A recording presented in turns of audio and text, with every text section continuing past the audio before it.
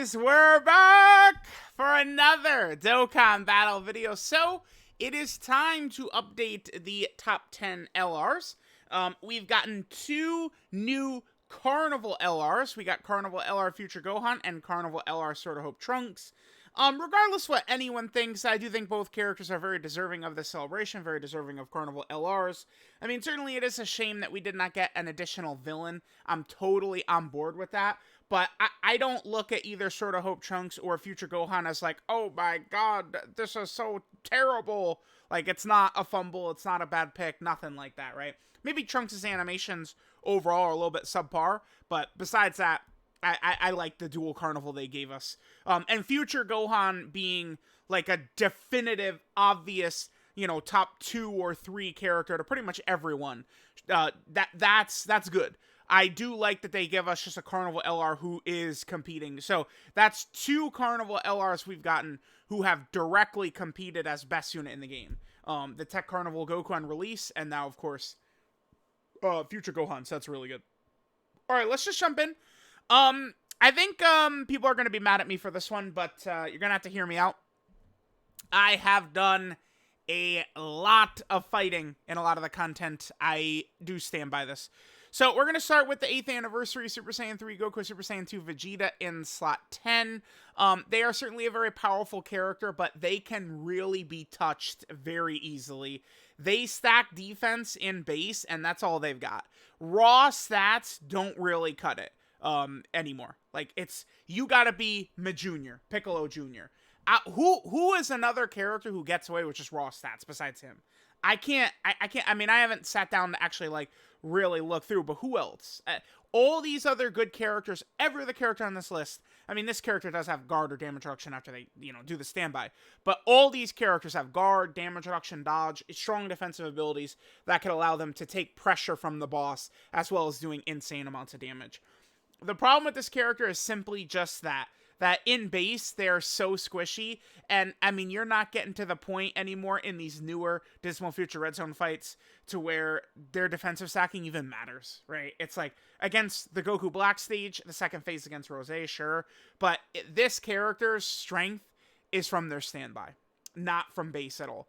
They could do 11 billion jillion damage in this form, doesn't matter when they just get one shot, like a bitch, which is very common with them. They are good. They're good. But unfortunately, there's just better units now. Okay. So next, we have the 2 5th anniversary Blue Fusions. These are characters who got buffed, actually. Both of the 5th anniversary Blue Fusions. And I think we should just go ahead and grab... Oh, whoops. I messed up. We should go ahead and grab the next character here. Which is actually going to be Super Saiyan 4 Goku. And I guess since I just made an oopsie poopsie... we can grab Sword of Hope Trunks here. So I've got a lot to talk about. We got a lot to explain. So, the 5th anniversary Blue Fusions, they are not really super effective, I think, in what is the hardest fight in the game, Omega. I do think Omega is still the hardest fight in the game, but it's also the longest fight in the game. So, for some characters that really have to build up for quite a while, they could do better in that fight.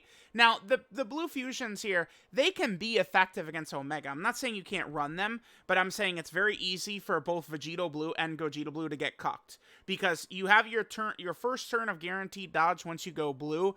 After that, these characters are sitting ducks against Omega. If Omega just decides to sit there in slot 1 and triple AoE, these characters are dead.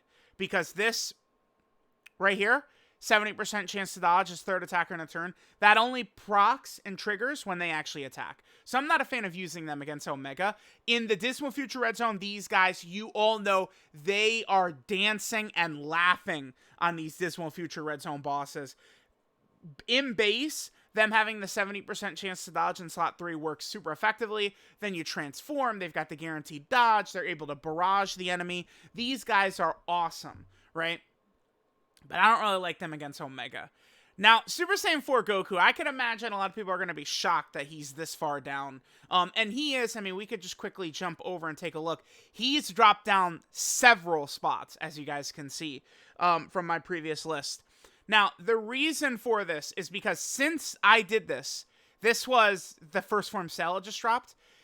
They are spamming fights exactly like first form Cell, Super Saiyan 4 Goku dominates the shit out of that fight because he's got type advantage, right? Then they give us Red Zone Goku Black, they give us Red Zone Zamasu, they gave us the Mortal and Gods event. Super Saiyan 4 Goku is iffy in pretty much all these fights, man. Regardless of what you want to say, what you're going to try and tell me, this guy has to go in slot 1 or he gets embarrassed. I mean, don't make me pull up the clips. In my initial runs in the against Red Zone Zamasu, this guy is one of the main reasons I was getting clowned on by that Red Zone Zamasu, right? Is because the first I ran him, I was like, all right, we'll put him in slot 2 because remember, you need to get hit. I will tell you, I think this condition is better than what AGL Blue Vegito has, but this guy's not tanky enough for this to be good in the red zone, the Dismal Future Red Zone stages. That's the problem. This guy is not strong enough defensively to put in front of all the attacks in the Dismal Future Red Zone stages. He got straight up one-shotted in slot 2. He supered first, and then Zamasu one-shotted him in slot 2. Then I put this guy in slot 1. This guy pretty much has to be in slot 1, right? And then Zamasu supers him for 680k, and I live barely. But this guy gets cooked in the early red zone stages. You could have good RNG where he doesn't just get immediately supered. There's a huge difference for him when this is procced. He gets a 70% defense either after he dodges or he receives an attack. He is way tankier after this comes in, and then also this, when you 18 key super attack with him, he gets defense for several turns. But he can be cooked very easily in the content that they're pushing. Now, I put this guy above the Blue Fusions because I would probably be more inclined to use this guy in the Red Zone, Dismal Future Red Zone stages than I would to use these guys against Omega. And keep in mind that this guy is probably the best unit in the game for the Omega fight. Bulma's 1, then this guy is probably 2, right? I think characters, how good they are, how badly you want to use them against Omega, that like this guy was literally designed to shit on the Omega fight. So like you definitely want to keep that in mind.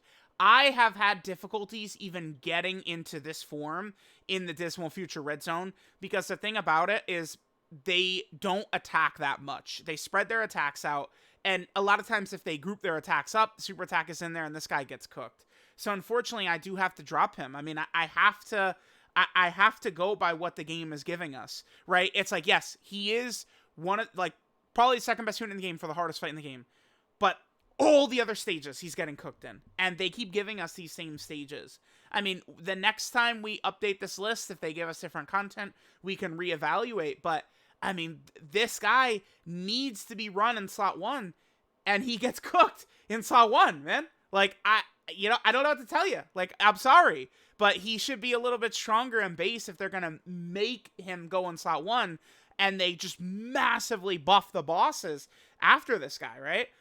I mean, how would this guy be stronger? I mean, he just needs more damage. Like, I don't know. Like, he needs to be up to, like, 50% damage reduction in slot 1. Maybe just a little bit more start-to-turn defense or something like that. But it's just very easy for him to get slapped up. Regardless, people are going to be mad about this guy's appearance on this list, but like if you actually go into the game and play and use him yourself, you will see that I'm not spouting bullshit here. All right, next is Trunks. I think Trunks is probably going to be controversial on this list as well. People are not high on this character. I totally get it because, again, Trunks is basically this character except for a little bit better, right? In base, you are very reliant on Trunks getting additional supers for this. Trunks can get cooked, smoked, raw dogged very easily if he's not going to give you additional supers. He can quad super on many turns. There is an interaction you can get where if you have this up at the same time you have his intro up, he can actually quintuple super. You can do 5 supers with this guy, which is good. He does a lot of damage. He does stack defense, but again, by the way, this is wrong. This is an other type super. This is not a weapon super. If he does not get supers, like, he can get cooked, but he at least does have some damage reduction there.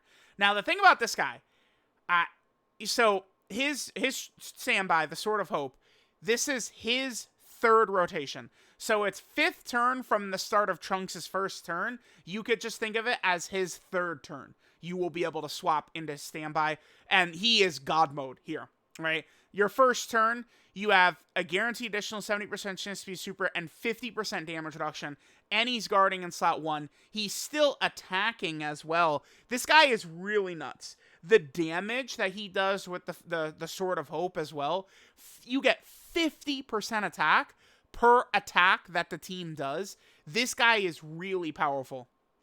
Now, I have had immense difficulties getting the Sword of Hope out in the Dismal Future Red Zone stages. Very tough. But it is not hard whatsoever against Omega Shenron, right? It's very, very easy to do. This guy is just, he's very powerful. He can be caught in base, but the thing is that basically every character on this list can be caught. We don't have perfect characters right now who are incapable of getting. Every good character can get cooked. Piccolo Jr., it might be, he might be one of the characters where it's the rarest, but you could go Piccolo Jr. turn 1, he supers once and then gets supered and he gets cooked. It can happen. It can happen. It's happened to me once, but out of the 5,000 times I use him. But it's possible. It has happened. It's possible. So I am very confident and comfortable with this, by the way. Again, I know people are going to be very upset to see Super Saiyan 4 Goku down there, but, I mean, they dropped him, then they dropped the hardest fight in the game, which is perfect for him, but now they're dropping a ton of content, which is very bad for him, so that's the issue there. Next, we have this Vegito Blue character right here. The thing about this unit, we are now in a state where defensive characters can't really tank in the Dismal Future Red Zone turn 1.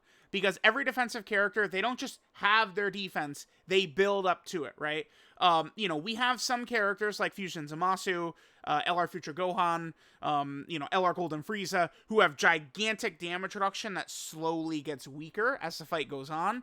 But, like, typically, a lot of these powerful defensive characters, man, they're getting smoked in this Dismal Future Red Zone. So the thing that's special about this character, this is the thing that really, I think, endears me to them. Where is it? It's here. It's this. This right here is just so nuts.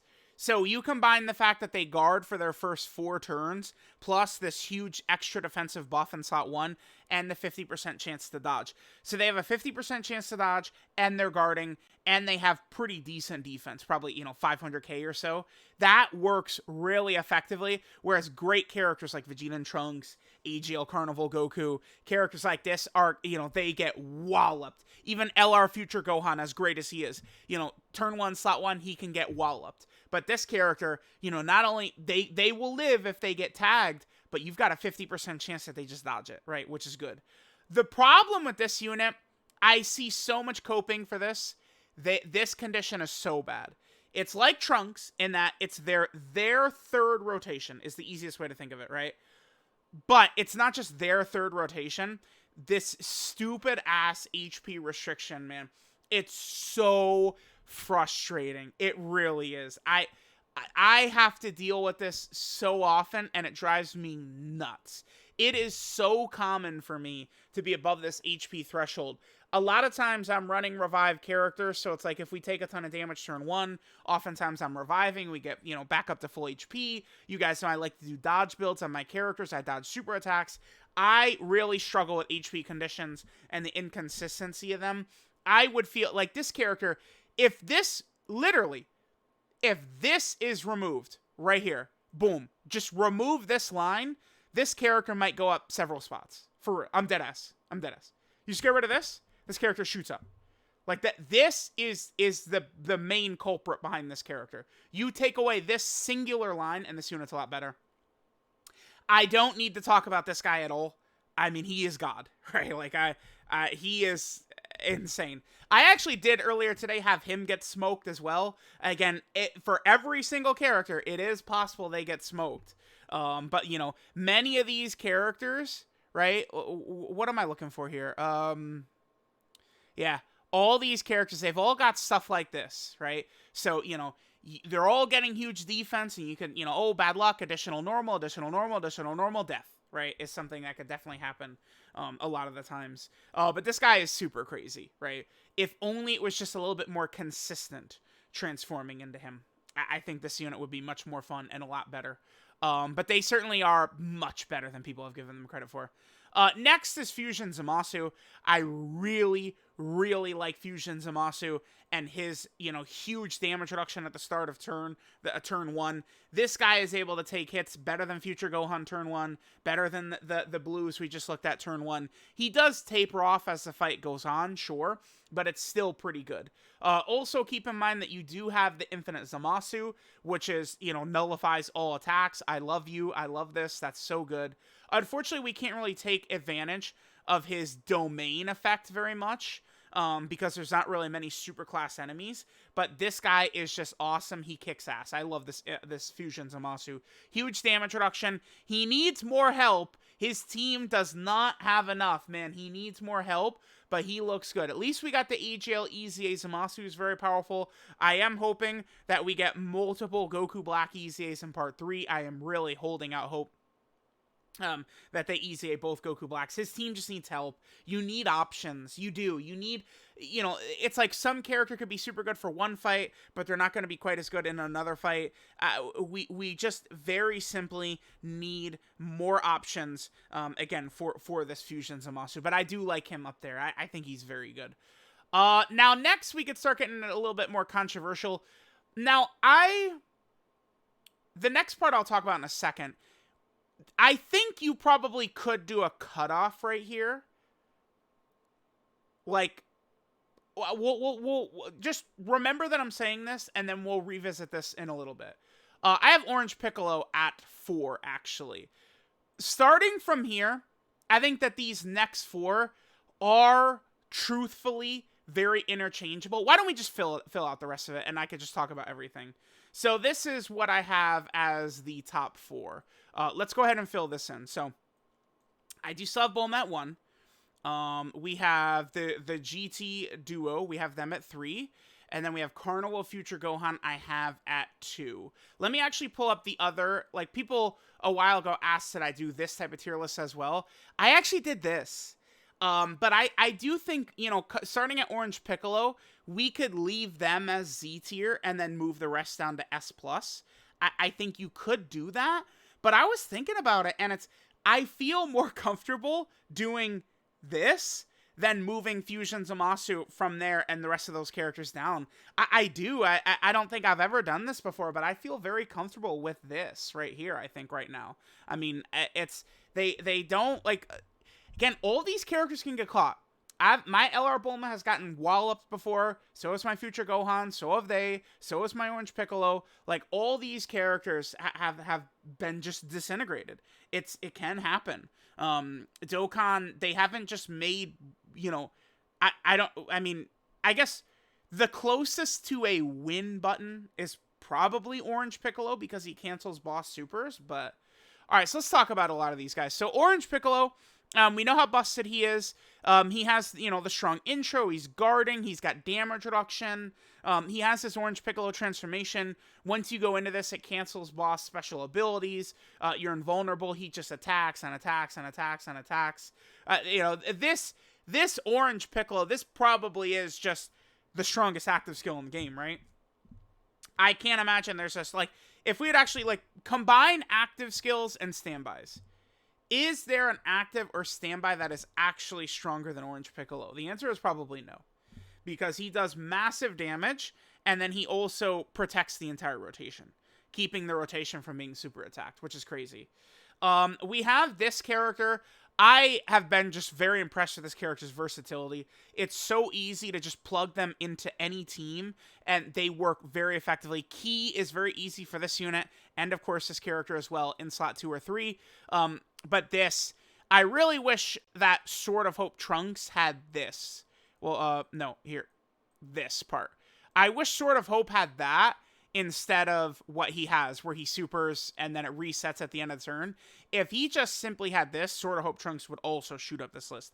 This is very powerful. I've seen people, like, kind of, like, slandering this unit lately, and it's just insanity to me, right? Like, it's, as soon as you get to their 4th super attack, they're living all these bosses, right? Like, I mean, if you shoot them in slot 1, they could get cooked, of course.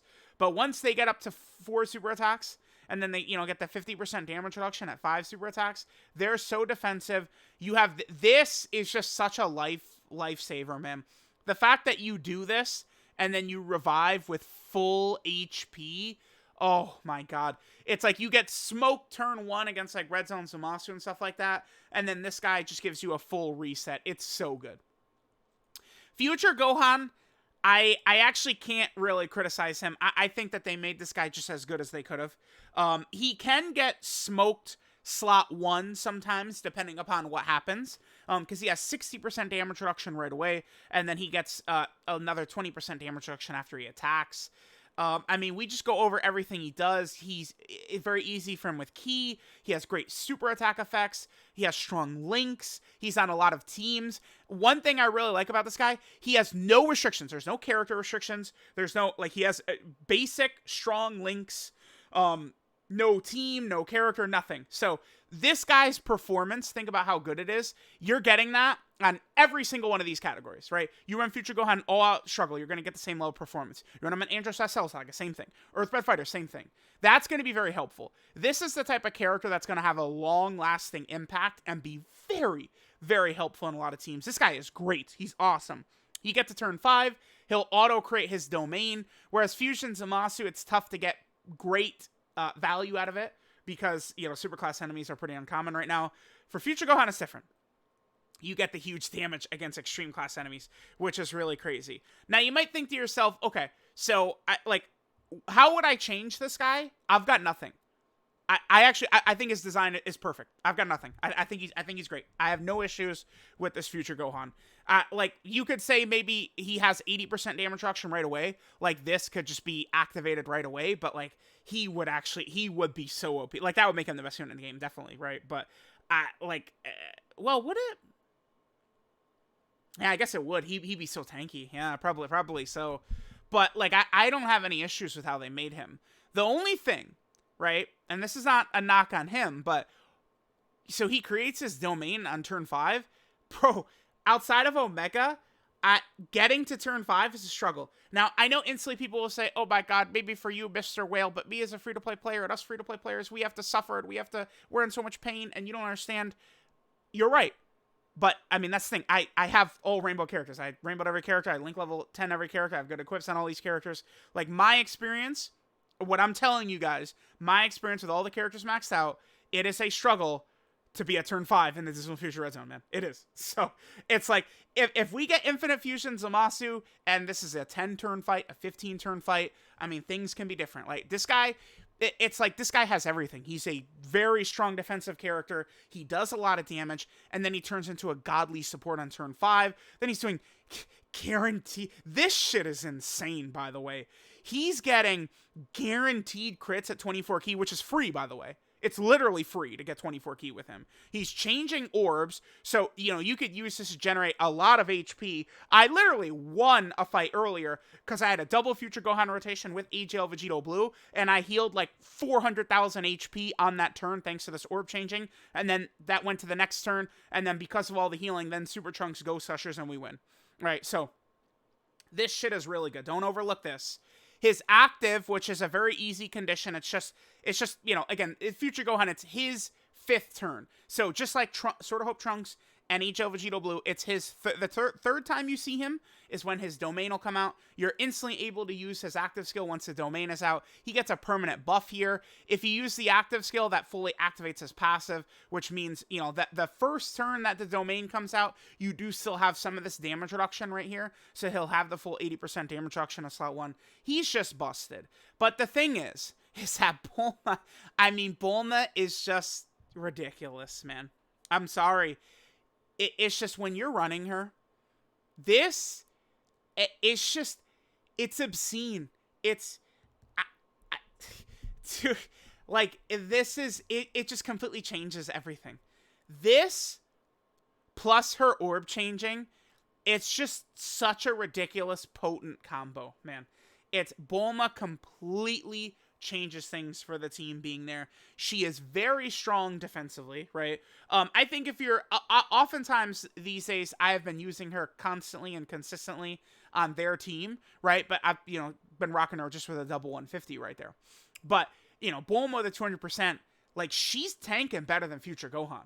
You know, like in slot 1, if she's on a 200% and she gets a decent amount of orbs, I just think that she's crazy, man.